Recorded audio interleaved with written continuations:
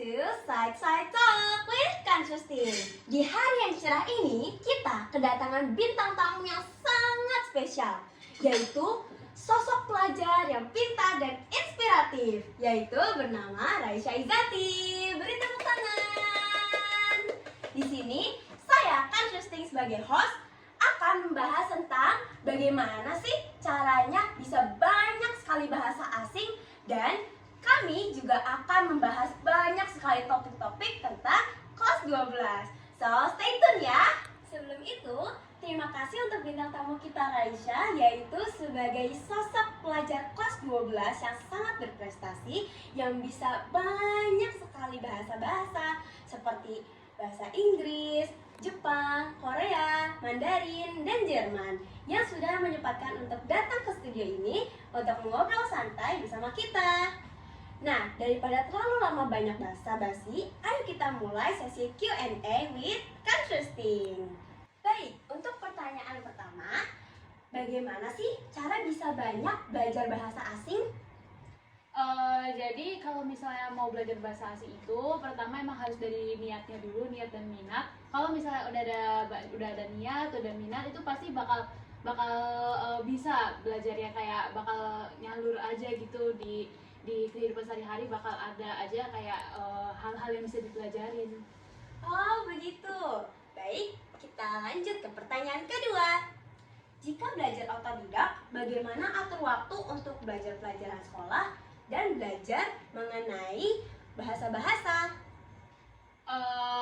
Kalau itu sih ya, cara atur waktunya itu kan kalau misalnya di sekolah itu kan ada pelajaran bahasa Jepang ya kalau untuk aku. Jadi kalau di sekolah itu belajar bahasa Jepang, terus kalau pasnya di rumah itu baru bisa belajar hal-hal yang lain, bahasa-bahasa yang lain, kayak mungkin bisa belajar bahasa Korea atau bahasa Mandarin yang di rumahnya itu.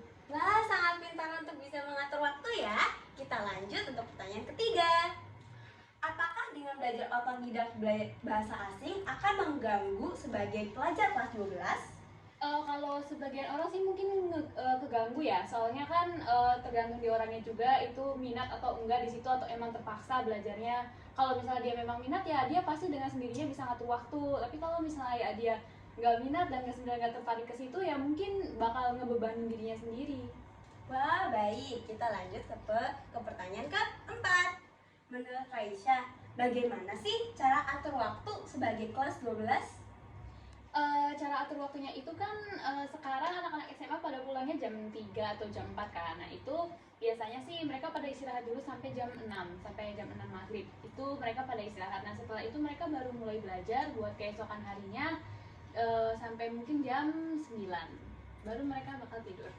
Baik, sekarang pertanyaan terakhir untuk Raisya. Menurut Raisya, apa tips-tips untuk sukses di kelas 12 SMA? Kalau misalnya tips-tipsnya itu tuh sebenarnya nggak bisa belajar dari kelas 12 aja ya. Jadi kayak dari kelas 10 sama kelas 11 emang harus sudah belajar. Kalau misalnya cuma belajar di kelas 12 itu sebenarnya bukan cara yang bagus ya, karena kan buat ngejar kayak SNMPTN itu kan nilainya diambil dari kelas 10 dan kelas 11. Itu ya memang dari awal emang harus udah belajar. Dan kelas 12 SMA itu tips dari saya itu cuma tinggal belajar aja sih, dan kurangin main-main yang nggak penting. Baik, terima kasih.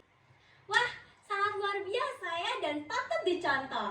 Baik, dari yang sudah disampaikan oleh Raisya, kita bisa simpulkan bahwa jika kita ingin tetap aktif di sekolah dan bisa mempelajari hal-hal yang kita suka, kita harus pintar untuk cari waktu dan atur waktu untuk melakukan itu semua. Jadi, kita bisa tetap berprestasi di sekolah. Oh iya, untuk Raisya, barangkali ada yang ingin disampaikan untuk teman-teman kita di luar sana? Untuk teman-teman di luar sana, pesan dari saya itu kesempatan untuk belajar itu kan kita sendiri yang mencari ya. Jadi kalau bisa kurang-kurangin waktu yang nggak penting buat ngelakuin hal-hal yang nggak jelas atau gimana.